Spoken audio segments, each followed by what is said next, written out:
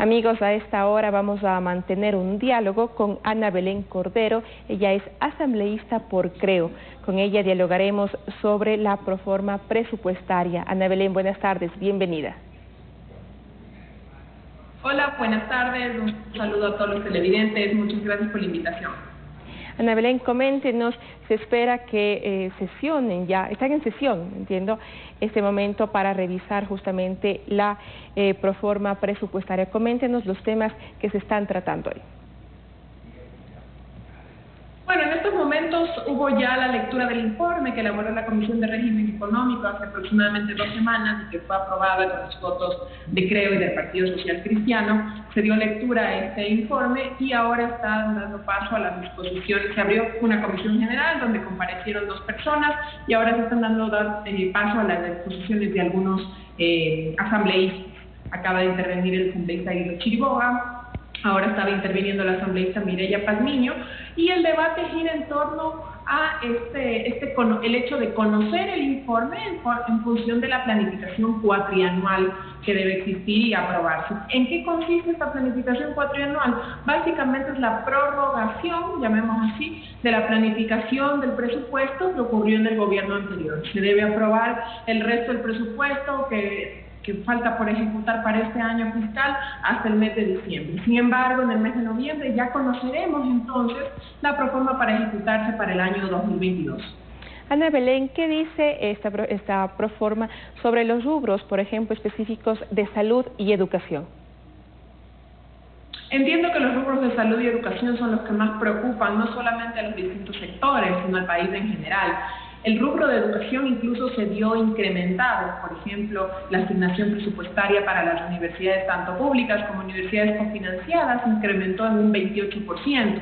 Debo mencionar que de donde se financian las universidades públicas, así como las universidades que reciben fondos del Estado por temas de becas, se financian de un fondo que se conoce como FOPEDEUCO. El FOPEDEUCO en un 95% se financia de la recaudación de IVA y de renta.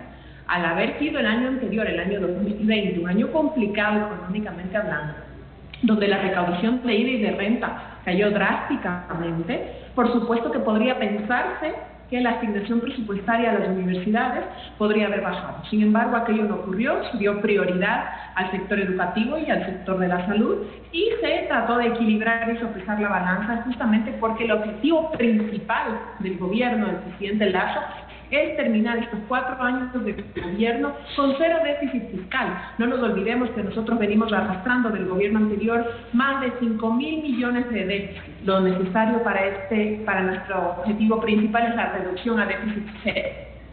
Ahora también hablábamos del tema de educación, que es algo que preocupa mucho, especialmente ahora las universidades, porque en la mayoría están también con becas y ellos estaban preocupados porque si había una reducción del presupuesto, se perdería justamente este apoyo de las universidades a estudiantes que realmente lo necesitan. Pero usted me acaba de decir que no va a haber esta reducción. Para nada, en lo absoluto. De hecho, uno de los objetivos del gobierno más bien es ampliar la oferta de cupos, tanto en la universidad pública como en la universidad particular. Y si se necesitan ampliar cupos, se necesita al menos mantener el presupuesto del año anterior, si no es incrementarlo como así ha ocurrido. Y en función de ello, digamos que ha incrementado en 28 millones de dólares. De hecho, los rectores de las 8 universidades cofinanciadas del país mantuvieron una reunión importante la semana anterior con el secretario de CINESID, Alejandro Rivadeneira, y quedaron sumamente complacidas con que efectivamente no se trata de reducciones o recortes del presupuesto. Siempre habrá ciertos sectores desestabilizadores de un gobierno que tiene el 80% de la aceptación y la confianza, ¿no? Sin embargo, creo que tenemos que tener claro que hay sectores donde el enfoque es importante, como el enfoque de la salud. Vimos el exitoso plan de vacunación 900 y el enfoque de educación, que es prioridad para este gobierno. Ana Belén, ¿cuál es el presupuesto que se está esperando la aprobación, el monto? Bueno, en este caso concreto, el presupuesto es simplemente un cuarto de lo que ha ocurrido durante todo este año, porque como se debe aprobar únicamente lo que resta por ejecutar, es decir, a diciembre de 2021, es solamente la planificación cuatrianual. Y en función de ello son cifras que se manejan directamente en el Ministerio de Finanzas y son simplemente poner en papel lo que ya se encuentra básicamente gastado, porque muchos presupuestos del ministerio, de planes sociales y demás ya se encontraron ejecutados cuando llegamos al gobierno, ¿no? Y en función de ello lo que debemos hacer es más bien tener una planificación responsable para el presupuesto que vendrá para el 2022, que llegará en las próximas semanas a la Asamblea Nacional. El tema de salud también es un tema preocupante, mucho por los casos de corrupción, por el despilfarro de dinero. ¿Cómo se está trabajando dentro del presupuesto para brindar, por ejemplo, medicinas a algunos hospitales que no tienen? Por ejemplo, el Instituto Ecuatoriano de Seguridad Social tiene déficit de medicamentos, por lo que los afiliados están en un proceso de desesperación. Comprendemos totalmente. De hecho, en alguna conversación que mantuve con la persona que estuvo a cargo del Instituto Ecuatoriano de Seguridad Social hasta los últimos días, me comentaba que, claro, durante la pandemia los procesos de importación de vacunas y de insumos médicos estuvieron parados y trabados durante la pandemia, y ahora lo que se requiere puntualmente es agilitar esos procesos de importación, agilitar los permisos que necesitan obtener algunas casas farmacéuticas para vender esos medicamentos, y también para dotar al IES y a los hospitales públicos en general, a los hospitales del Ministerio de Salud y a los hospitales del IES, de insumos, de medicamentos, insumos básicos, ¿no?, que necesitan los ecuatorianos. Entiendo que estaban agilitando estos trámites de importación. También en el mercado internacional de la venta de de medicamentos y de insumos médicos ha habido bastante escasez. Todos conocemos aquello por todo esto de la pandemia. Sin embargo, entiendo que desde la dirección del IES y del Ministerio de Salud están agilitando todos los procesos para dotar a los hospitales, tanto del Ministerio como del Instituto Ecuatoriano de Seguridad Social, de medicamentos. Ana Belén, ¿cuáles son los puntos claves o los ejes que se están tomando en consideración como más importantes dentro de este presupuesto?